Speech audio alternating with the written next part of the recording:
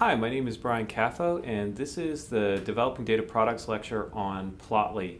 So Plotly is a really nifty little web application and library for R that I had an old video on, but it was early in their R development, and I just went back and looked at it, and I was really astounded at how much development has occurred since then. And for creating interactive web graphics in R, Plotly is certainly something that you should look into. The nice part is it integrates with a lot of different languages too. So, what is Plotly? Plotly is a web application for creating and sharing visualizations. It can work with several languages. Off the top of my head, I know that it works with MATLAB, Python, JavaScript, and so on. And they also have a web interface if you like to point and click your way to victory, just uploading a CSV file or something like that. And you'll see, I think, in some of our first applications that we're going to do with code demonstrations that, Plotly is really easy to get up and going, especially if you work in RStudio and in R now. So installing Plotly, I'm not going to do code demonstrations on this. This should be familiar for you at this point in the class. Install.packages Plotly, and then of course to bring it up you can do library or require Plotly or something like that. Later on, as the last part of this lecture series, I'll talk about sharing your Plotly plots, which isn't specifically an R thing. It's more of a how do you share HTML graphics discussion. And one of the ways is actually on the Plotly site, and they have free options and paid options if you want private, private displays and user authentication and things like that.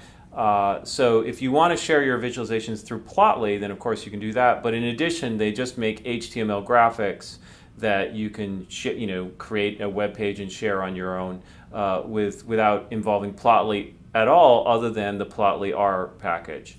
Okay, but also, their web interface is pretty interesting. It gives you a lot of nifty tools that even are not that easy to do in R, like, for example, interactively changing axis labels, right? So that's something that you can't really do in R. You have to rerun the code and that sort of thing. In any rate, at the Plotly web interface, you can do things like that. So we'll show that at the end.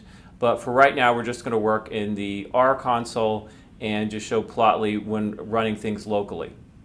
Okay, so before I do the code demonstration, let me go through the slides a little bit. Here, the slides just go through creating the command or invoking the command plot_ly, the empty cars data set, and just specify the X and the Y.